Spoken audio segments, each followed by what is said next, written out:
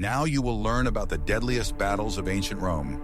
You will discover the most shocking facts that will change your opinion about the military events of the past.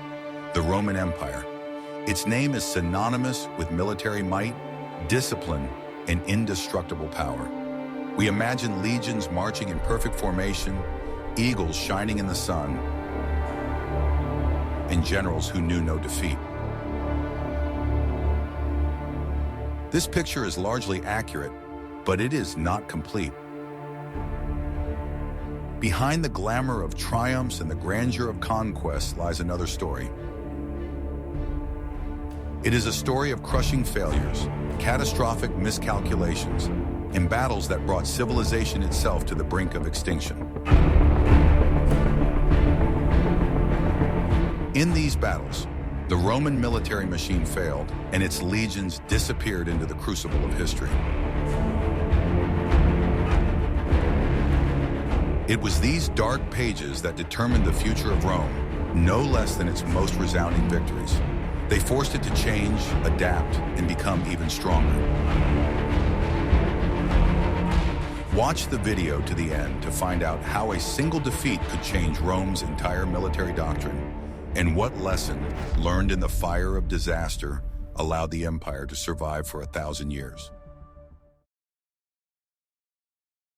What if I told you that absolutely everything you firmly believed about the supposed invincibility of early Rome and its military superiority from the very beginning is historically untrue and a myth? Long before the days of the great Caesar and the first Emperor Augustus, when young Rome was just one of many small city-states on the densely populated Apennine Peninsula, it suddenly encountered a powerful force that nearly wiped it off the face of the earth forever, consigning it to oblivion. This fateful encounter took place in the catastrophic year 390 BC on the banks of the small, unremarkable Allia River, just a few miles north of the city. This battle forever changed the history of Rome and the psychology of its inhabitants, leaving an indelible mark for centuries to come. The formidable opponents of inexperienced Rome were the fierce Gauls, Celtic tribes from the north, led by a legendary chieftain named Brennus, whose name became a symbol of terror. These were warriors of a completely different, unfamiliar type, radically different from the enemies known to the Romans in their tactics and appearance.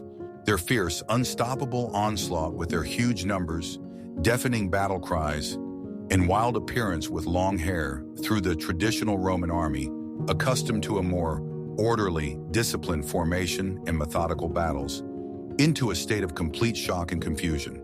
The Romans had never before encountered such a style of warfare, based on psychological suppression and massive strikes. The unprepared Roman army was completely unprepared, psychologically and tactically, for such an aggressive, chaotic way of fighting by the barbarians. The famous iron discipline, which had always been the main strength and trump card of the Romans in any battle, crumbled to dust in an instant under the onslaught of the screaming Gallic horde. Inexperienced soldiers simply could not withstand the enormous psychological pressure from the sight and sounds of the attacking barbarians and turned into a disorderly, panic-stricken flight from the battlefield. Without even really trying to offer organized, serious resistance to the enemy, many threw down their weapons and shields to run faster, which was the height of shame for a Roman warrior. This was not just a tactical defeat in a single battle, it was a complete and crushing defeat of the army and a national humiliation of the young state in front of the whole of Italy. An entire army, called upon to defend its native city from enemies, had effectively ceased to exist as a fighting force in a matter of hours. The direct road to defenseless Rome was wide open to the invaders, and now nothing stood in the way of the triumphant Gauls entering the virtually defenseless city and subjecting it to brutal destruction and looting. The fate of Rome hung in the balance, and only the fortifications of the capital could save the city from complete destruction. The tragic events that followed immediately after the catastrophic battle left a deep, unhealed wound in the collective Roman psyche for generations to come. The victorious Gauls occupied almost the entire city without resistance and plundered it, with the exception of the well-fortified Capitoline Hill, where the last defenders took refuge with the temple treasures. This shameful episode of capture was the first and, for many centuries to come, the only case in history when a foreign enemy successfully captured the Eternal City, the capital of the future empire. The memory of this humiliation was passed down from generation to generation, shaping the Romans' special attitude towards the Gallic threat. The long-term consequences of this catastrophic event for the development of Rome were truly colossal and determined its future. The Romans learned a cruel and painful lesson that military superiority and domination are not automatically granted to a state once and for all. They learned from their own bitter experience that even the most perfect, refined tactics and discipline can be completely useless and ineffective in the face of a fundamentally unknown threat, a new type of enemy, and powerful psychological pressure on the troops. This realization fundamentally changed the Roman approach to military affairs and troop training. It was after this national catastrophe and disgrace that the so-called Metus Gallicus, Gaulish fear, emerged in Roman society and became part of the national identity. It was a kind of deep collective psychological trauma for the entire nation, which actively haunted the Romans for many centuries to come and influenced political decisions. Any appearance of Gallic tribes at the northern borders of Italy invariably caused real mass panic in Rome, the mobilization of all forces, and memories of past humiliation. This fear was so strong that the Romans were ready to make any sacrifices to prevent a repeat of the catastrophe of 390. This paradoxical fear became a powerful stimulus and catalyst for profound, revolutionary military reforms in Rome. The Roman state resolutely began to fundamentally rebuild its army from scratch, purposefully making it much more flexible, adaptive, and capable of effectively resisting not only the traditional organized armies of neighboring states, but also the chaotic, unpredictable onslaught of barbarian tribes with their psychological warfare. The basic structure of the legion was completely reorganized into smaller tactical units. The soldiers' weapons were radically changed, and a fundamentally new flexible tactic of manipulative formation was developed. The Romans learned from their mistakes and became stronger after each defeat. Thus, the crushing defeat at the Allia River, which forever became a national symbol of shame and humiliation in Roman history, paradoxically also became a critical point of growth, a turning point for the state. It forced conservative Rome to radically rethink all its outdated approaches to military affairs, strategy, and tactics, and laid a solid foundation for the formation of that very legendary professional army, which in the future would successfully conquer half of the then-known civilized world. This painful defeat taught the Romans the fundamental rule of survival for any state in a cruel world: constantly adapt to new challenges or inevitably disappear from the historical arena forever. I would be very interested to hear your balanced opinion on this topic. What exactly do you think about how national disasters and defeats can paradoxically influence the subsequent development of a state in the long-term historical perspective? Please write about this in detail in the comments below. Are you ready to learn the truth about the tactical genius who brought Rome to its knees? The Battle of Cannae in 216 BC was not just a battle, it was a textbook example of military art. The name of the Carthaginian commander, Hannibal Barca, has gone down in history as a symbol of tactical mastery, and the battle itself has become synonymous with the complete and utter destruction of an enemy army.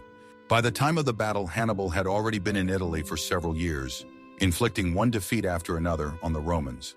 The Roman Senate, tired of the cautious tactics of the dictator Fabius Maximus, decided to give the Carthaginians a decisive battle. To this end, a huge army was assembled, almost twice the size of Hannibal's forces. The Roman army was commanded by two consuls, Gaius Terentius Varro and Lucius Aemilius Paulus. Varro was in favor of decisive action and insisted on an immediate attack, while the more cautious Paulus called for prudence. On the day of the battle, it was Varro who commanded, and his decision proved fatal for Rome. The Romans lined up their infantry in a very deep and dense formation. They planned to break through the center of the Carthaginian army with a powerful frontal attack, using their numerical superiority. Hannibal anticipated this move and arranged his army completely differently. In the center, he placed his least reliable infantry, Gallic and Iberian mercenaries. He deliberately arranged them in a crescent shape, curved toward the Romans. On the flanks, he placed his best, battle-hardened African infantry and excellent cavalry. When the Roman legions advanced, they easily crushed the weak Carthaginian center. The convex crescent began to slowly bend inward, turning into a concave arc. Carried away by the pursuit, the Romans continued to be drawn deeper into the Carthaginian formation, not noticing that they were falling into a trap. At that moment, the Carthaginian cavalry on the flanks defeated the weaker Roman cavalry and entered the rear of the Roman infantry. At the same time, Hannibal's elite African infantry struck the flanks of the legions that had been drawn into the bag. The Roman army found itself completely surrounded. What happened next was the greatest catastrophe in the history of Rome. The huge army, trapped on all sides in a narrow space, lost all possibility of maneuvering. The soldiers in the rear ranks pressed against those in front, creating unimaginable crowding, while the Carthaginians methodically tightened the ring. The results of the battle were staggering. The Roman army practically ceased to exist. The losses were so great that a period of national mourning was declared in Rome, and the senators seriously discussed the possibility of making peace. Hannibal's tactics at Cannae, known as the double envelopment or Cannae bag, became a classic of military science. It is still studied in military academies around the world today. It demonstrated that competent command and tactical skill can negate any numerical superiority. Could history have taken a different course if a more cautious consul had been in command that day? But even this disaster was not the greatest loss in the history of the Republic. Are you ready to learn how the internal strife between two commanders led to an even greater defeat just a few decades later? The hidden truth that everyone keeps quiet about is that Rome's greatest defeats were often the result not of the enemy's strength, but of internal problems. The Battle of Arausio in 105 BC is a prime example of this. This battle, in which Roman losses, according to some sources, exceeded even those of the disaster at Cannae, was lost before it even began due to the arrogance and personal ambitions of the commanders. At the end of the 2nd century BC, Rome faced a new serious threat from the north. Huge tribal alliances of Cimbri and Teutons migrated across Europe, sweeping away everything in their path.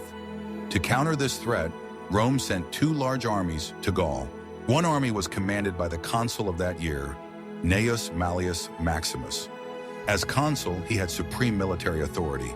However, he was a new man. That is, he did not belong to the old aristocracy, which aroused contempt among many noble senators. The second army, located in the same region, was commanded by the proconsul Quintus Servilius Scipio. He was a representative of one of the most distinguished patrician families in Rome. Scipio openly despised Maximus for his lowly origins and refused to obey his orders. The two Roman armies set up camp not far from each other on different banks of the Rhone River. However, instead of joining forces in the face of a common and very dangerous enemy, the commanders began to conflict. Scipio categorically refused to move his camp to the same bank as Maximus and coordinate his actions with him. Seeing the disunity of the Roman forces, the Cimbri decided to take advantage of the situation. They sent envoys to Maximus for negotiations. Scipio, fearing that Maximus would receive all the glory if the negotiations were successful, decided to act on his own risk. Without informing the consul, he arbitrarily launched an attack on the Cimbri camp. He was confident that his legions alone could defeat the barbarians and that all the credit for the victory would go to him. This rash move marked the beginning of the end for both Roman armies. Scipio's attack was poorly prepared and easily repelled. His army was completely destroyed. After that, the Cimbri and Teutons descended on the second Roman camp, where Maximus' confused and demoralized legions were stationed. The second army was also unable to offer serious resistance. As a result, both Roman armies were almost completely destroyed. The losses were colossal, and the news of the double defeat caused real panic in Rome, comparable to that after Cannae. The Battle of Arausio became the most vivid lesson in what a breach of subordination and personal ambition in military affairs can lead to. It showed that even the strongest legions are helpless if they are commanded by generals who hate each other more than they hate the enemy. This disaster was the impetus for Gaius Marius' reforms, which transformed the Roman army from a citizen militia into a professional force. What if I showed you a time machine and we traveled to the desert where the Roman eagles fell? In 53 BC, one of the richest and most influential men in Rome, Marcus Licinius Crassus decided to gain military glory. He organized a large-scale campaign against the Parthian Empire, dreaming of repeating the successes of Alexander the Great, but instead of glory, he found only sand, heat, and humiliating defeat. Crassus, a member of the first triumvirate alongside Caesar and Pompey, envied their military successes. While Caesar conquered Gaul and Pompey cleared the Mediterranean of pirates, Crassus could only boast of suppressing the Spartacus uprising. The campaign to the east was supposed to remedy this situation. Having assembled a huge army of 7 legions, Crassus invaded Parthia. He disregarded the advice of his Armenian ally, who suggested going through the mountains of Armenia. Instead, Crassus chose a direct but much more dangerous route through the waterless deserts of Mesopotamia. The Parthian army, commanded by General Surena, was completely unlike the enemies the Romans were used to dealing with. It was based not on infantry, but on 2 types of cavalry. These were heavily armored cataphracts and numerous mounted archers. The Romans encountered the Parthians near the small town of Carrhae. Crassus formed his legions into a tight square to repel attacks from all sides. However, the Parthians had no intention of engaging in close combat, where the Roman infantry was strongest. Instead, thousands of mounted archers surrounded the Roman square and began to methodically shower it with arrows. They used a special tactic known as the Parthian shot. The archer would feign retreat, then turn around in the saddle and shoot at the enemy pursuing him. The Romans found themselves in a ring of fire. The Romans' attempts to counterattack failed. The light Parthian archers simply retreated, continuing to fire, and any units that broke away from the main formation fell victim to the heavy cataphracts. The legions were forced to stand still under the scorching sun and a relentless rain of arrows. The Romans' morale was broken. They suffered huge losses without being able to inflict significant damage on the enemy. As a result, Crassus was forced to negotiate, during which he was treacherously captured and executed. The remnants of the Roman army attempted to retreat under cover of night, but most of them were overtaken and destroyed. The defeat was complete. 7 legions ceased to exist, and their battle standards, the sacred eagles, became trophies of the Parthians, which was a great disgrace for Rome. The disaster at Carrhae halted Roman expansion to the east for a long time. It showed that the tactics of the legions, effective in Europe, could be completely useless against a different type of army and in different climatic conditions. What was Crassus's main mistake? His tactical miscalculations or his initial decision to invade unfamiliar lands? In the next chapter, we will see how overconfidence led to the loss of 3 more legions, but under completely different circumstances. In 9 AD, during the reign of Emperor Augustus, the Roman Empire experienced one of the most painful and humiliating disasters in its history. 3 legions, along with auxiliary troops and baggage trains, were completely destroyed in the forests of Germany. This event not only halted Roman expansion beyond the Rhine, but also inflicted deep psychological trauma on the emperor himself. The Roman governor in Germany was Publius Quinctilius Varus. He was an experienced administrator, but lacked sufficient military acumen and placed too much trust in the local nobility. His chief advisor was a young Cheruscan chieftain named Arminius. Arminius had been granted Roman citizenship and even served in the Roman army, learning its tactics and strengths. However, he was secretly preparing a large-scale uprising of the Germanic tribes.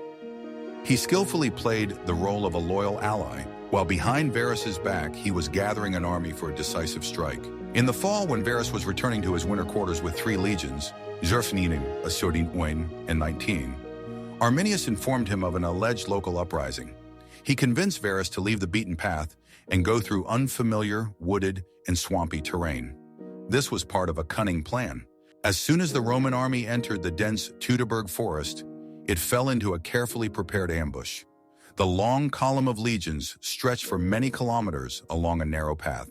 Heavy rain turned the ground into mud, which further slowed down the movement and made the Romans vulnerable.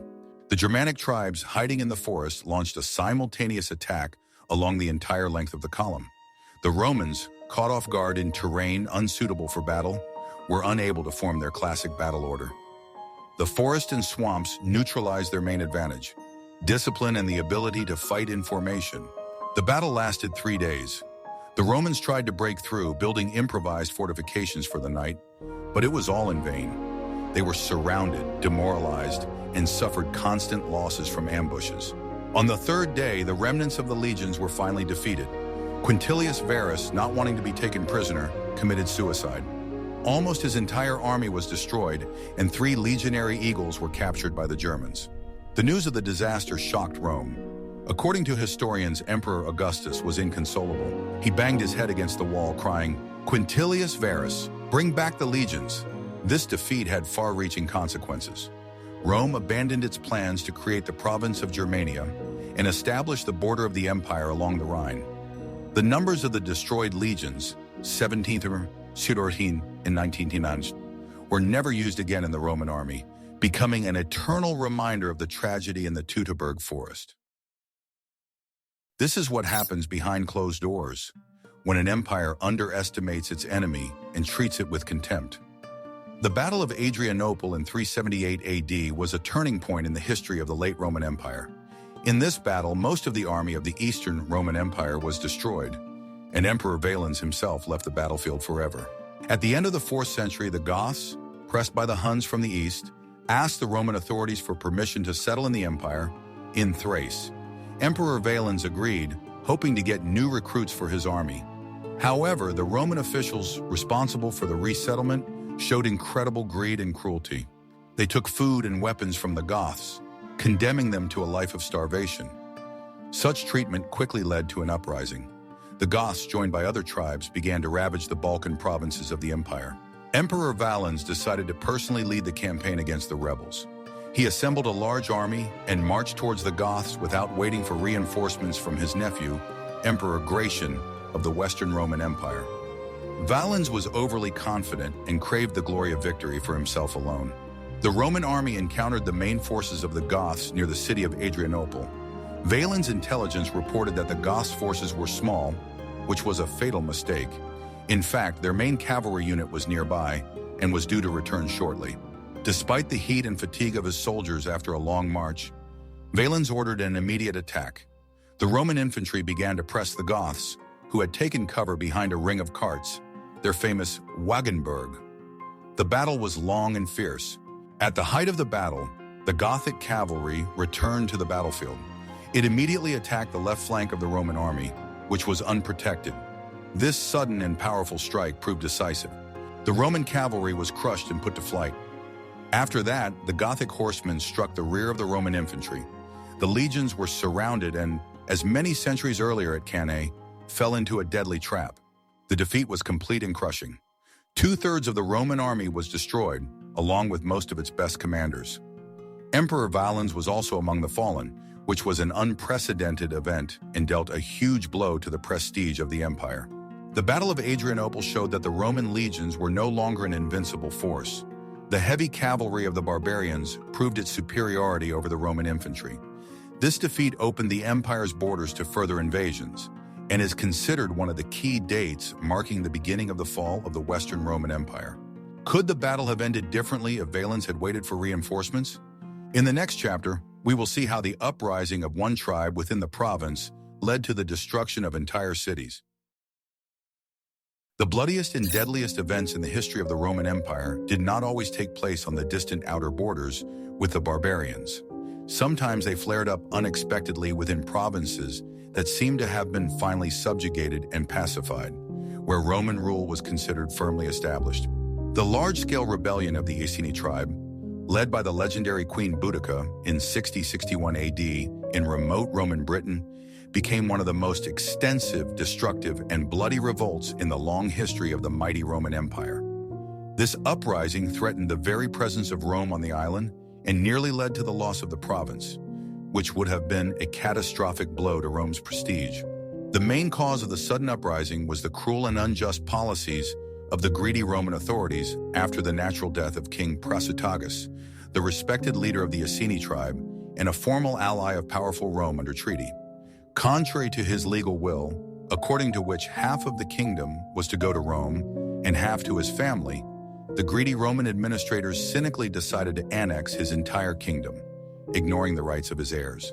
His widow, the proud Boudica, and her young daughters were subjected to public humiliation, beatings, and violence by Roman soldiers and tax collectors, which was the last straw that finally broke the camel's back for the insulted people.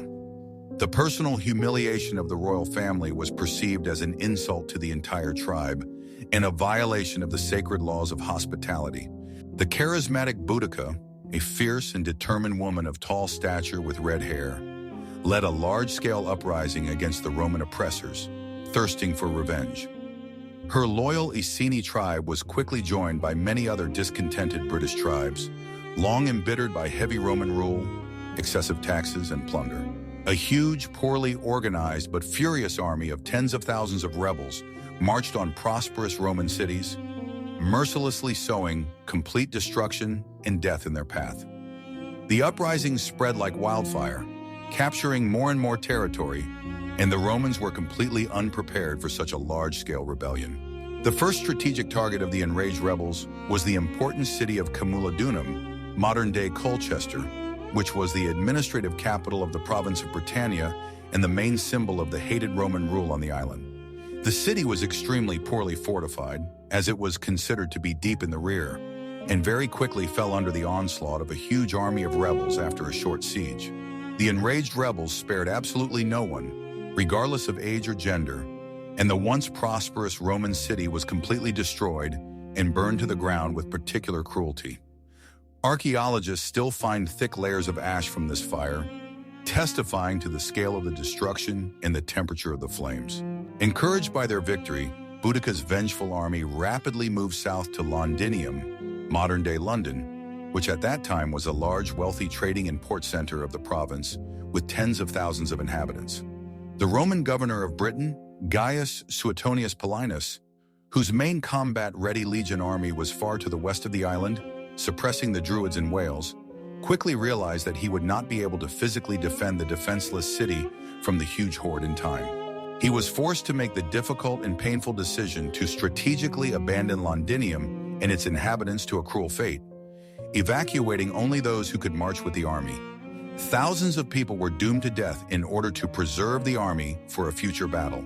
The tragic fate of Londinium was just as terrible as that of the previously destroyed Camulodunum. It was methodically looted by embittered rebels and burned to the ground, leaving no stone unturned. The same sad fate of complete destruction befell the third major Roman city in the region, Verulamium, modern-day St. Albans, which was also wiped off the face of the earth. Within a few weeks of the uprising, the three largest cities of Roman Britain were reduced to smoldering ruins, which was an unprecedented disaster for the province and a blow to the prestige of the empire. The total destruction of Britain's three largest cities was accompanied by enormous, catastrophic losses among the defenseless civilian population, estimated at tens of thousands of deaths. Roman citizens and pro-Roman residents of the province, including women and children, experienced the unbridled fury and thirst for revenge of the rebellious Britons. This was not simply a military clash between armies on the battlefield, but a total extermination and genocide of everything that was in any way connected with the hated Rome and its civilization. Ancient historians wrote about mass torture and sacrifices of prisoners to the Celtic gods, which horrified even the Romans, who were accustomed to cruelty. In the end, the experienced Suetonius Paulinus, having patiently gathered all the limited military forces of the legions and auxiliary troops at his disposal, gave the huge army of rebels a decisive battle at a carefully chosen position. Despite the enormous numerical superiority of the motley Britons, which reached a ratio of 10-1, the superior Roman discipline, refined tactics of the manipular formation, and high-quality professional armament of the legionaries decisively prevailed over the bravery of the barbarians. The bloody uprising was finally drowned in the fire of merciless slaughter and Roman fury, with tens of thousands of rebels dying in battle. According to legend, Boudica committed suicide with poison so as not to be captured by the Romans and paraded in chains through the streets of Rome in triumph. Although the large-scale uprising was ultimately brutally suppressed by the superior Roman military machine, it had serious long-term consequences for the empire's politics. Mighty Rome nearly lost the strategically important province of Britain forever, which would have been a humiliating defeat. Emperor Nero in Rome even had to seriously consider the radical option of completely withdrawing the Roman legions from the troubled island and admitting defeat, which would have been an unprecedented case of voluntarily relinquishing a province. Only military successes and brutal repression convinced him to keep Britain within the empire at the cost of enormous effort. The tragic events of 6061 left a deep, unhealed scar on the history of Roman Britain for centuries to come. They clearly showed the entire empire how fragile its power could be, even over conquered peoples, and what destructive fury could lie beneath a mask of obedience and loyalty. Queen Boudica's bloody rebellion served as a formidable and instructive reminder to Roman rulers that conquering new territory by military means was only half the battle in the beginning of the process, and that holding it by winning the hearts of the population through just rule was a much more difficult, delicate task requiring decades of wisdom and patience. In 410 in AD, an event occurred that shook the entire ancient world to its foundations. For the first time in 800 years since the invasion of the Gauls, the eternal city of Rome fell to the enemy. The Visigoth army, led by Alaric, entered the capital of the world and subjected it to 3 days of looting. This event was preceded by a long history of complex relations between the Roman Empire and the Goths. The Goths served in the Roman army as federates, but were often discriminated against and deceived by the imperial authorities. Alaric, a former Roman commander, repeatedly tried to negotiate better terms for his people with Emperor Honorius, but was constantly met with arrogance and unwillingness to compromise. After several unsuccessful attempts at negotiation and several campaigns in Italy, Alaric laid siege to Rome for the third time. Emperor Honorius, meanwhile, remained in the well-fortified city of Ravenna, abandoning his capital to its fate. Weakened by a long siege and famine, the city was no longer able to resist. On the night of August 24th, 410, the city gates were opened, and Alaric's army entered Rome. Although Alaric gave orders to spare church buildings and not to harm those who had taken refuge in them, the city was still looted. For 3 days, the Goths carried away everything of value from the homes of the Roman nobility. The physical damage to the city was not as great as might have been expected. However, the psychological effect of the fall of Rome was enormous. The eternal city, which for centuries had been considered the unshakable center of civilization and a symbol of imperial power, was now defenseless. The news of Rome's fall spread throughout the empire and beyond, causing shock and despair. Many believed that this event marked the end of the world. For the Christian thinker Aurelius Augustine, it became the reason for writing his famous work, The City of God, in which he attempted to make sense of the catastrophe from a theological point of view. The fall of Rome in 410 became a vivid symbol of the decline of the Western Roman Empire. It exposed the weakness of imperial power, its inability to protect even its own heart. Although the empire survived for several more decades after that, this event became a point of no return, after which the process of its disintegration became irreversible. It was not just a military defeat, but a moral and ideological catastrophe. It showed that nothing lasts forever, not even the power of Rome. The old world was collapsing, and a new medieval Europe was already beginning to emerge from its ruins. In the middle of the 5th century AD, a new threat loomed over Europe, eclipsing all previous ones. Attila, the leader of the Huns, known as the Scourge of God, created a vast empire and moved his hordes westward into Gaul. To counter this force, the Western Roman Empire had to gather all its remaining resources and form an alliance with its former enemies. The decisive battle of this campaign took place in 451 on the Catalanian Fields. It was one of the largest and bloodiest battles in ancient history. It is often referred to as the Battle of the Nations, as representatives of dozens of different tribes fought on both sides. The Roman and allied forces were commanded by the outstanding commander, Flavius Aetius, sometimes called the last of the Romans.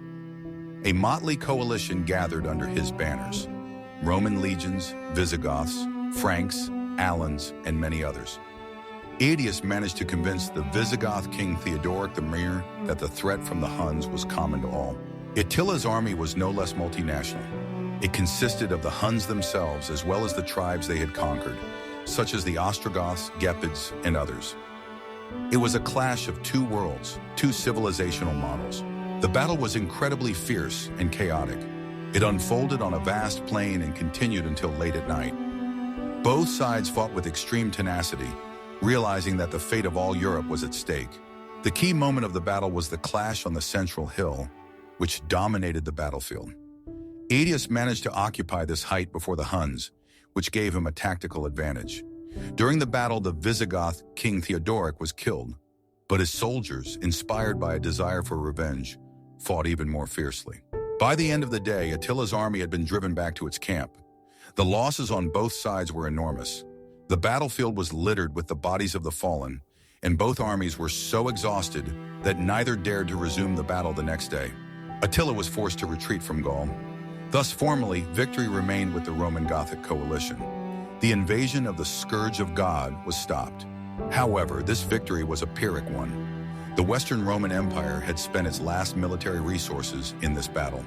The huge losses, especially among the Roman and Visigothic soldiers, weakened it even more. The Battle of the Catalanian Fields was the last great triumph of Roman arms. It demonstrated that even in a state of decline, the empire was still capable of mobilizing in the face of a mortal threat. But the price of this victory was too high, and it only briefly delayed the inevitable end. If the fall of Rome in 410 was a shock, its sacking by the Vandals in 455 was the final act of a drama that confirmed the definitive collapse of the Western Roman Empire. This event was not so much the result of a fierce assault as it was the consequence of a complete political vacuum and impotence. It was so methodical and destructive that the very name of the Vandal tribe became synonymous with destruction. By the middle of the 5th century, power in Rome was only a shadow of its former might. The empire was torn apart by internal intrigues and struggles for the throne. In 455, Emperor Valentinian III was killed, and his throne was seized by Senator Petronius Maximus, who forced the emperor's widow to marry him. Valentinian's widow Licinia Eudoxia, in desperation, secretly turned to the Vandal king Gaiseric for help. By that time, the Vandals had established a powerful kingdom in North Africa and possessed a strong fleet that controlled the Western Mediterranean. Gaiseric saw this appeal as an excellent opportunity for intervention and rich spoils. The Vandal fleet approached the mouth of the Tiber without any obstacles. Panic broke out in Rome. The usurper Petronius Maximus tried to flee the city, but was recognized by the crowd and torn to pieces. The city was left without a ruler and without any protection. Only Pope Leo XIII came out to meet Gaiseric. He convinced the Vandal king to refrain from arson and senseless violence. Gaiseric agreed, but in return received the right to plunder the city unhindered and systematically. For 2 weeks, the Vandals methodically devastated Rome. Unlike Alaric's Goths, who were mainly looking for gold and silver, the Vandals took everything of any value. They removed the gilded tiles from the roof of the temple of Jupiter Capitolinus and carried away works of art, furniture, and even bronze decorations. The city was completely devastated. Along with the treasures, the Vandals took thousands of prisoners with them, including the emperor's widow Eudoxia and her daughters. This was not just looting, but a deliberate deprivation of Rome's cultural and material heritage. The capture of Rome by the Vandals in 455 demonstrated to the whole world that the Western Roman Empire no longer existed as a single state. It could no longer even defend its historical center. After this event, imperial power in Rome became purely nominal, and real control passed to barbarian military leaders. This event was the final point in a series of military disasters that had been undermining Rome's power for centuries. From the defeat at Allia to the systematic devastation by the Vandals, each of these battles was not just a defeat, but a milestone on the long road to the decline of the greatest empire of antiquity. We have come a long way through the darkest pages of Roman military history, from the humiliating flight at Allia to the agony of the Eternal City under the onslaught of the Vandals. Each of these battles was not just a failure, but a cruel lesson. These defeats exposed Rome's weaknesses, forced it to change, and ultimately determined its fate. It was in the fire of these catastrophes that Roman resilience was forged. After Cannae, Rome did not give up, but only redoubled its efforts. After Arausio, it reformed the army, making it professional. The story of these defeats is not so much a story of weakness as it is one of an incredible ability to revive and adapt. But in the end, internal contradictions, economic decline, and constant external pressure did their job. The greatest empire of antiquity fell, leaving behind a legacy that continues to shape our civilization to this day. Studying its mistakes is no less important than admiring its achievements. What other topics from ancient or medieval history would you like to see on our channel? Perhaps you are interested in Rome's greatest engineering projects or the tactics of Alexander the Great.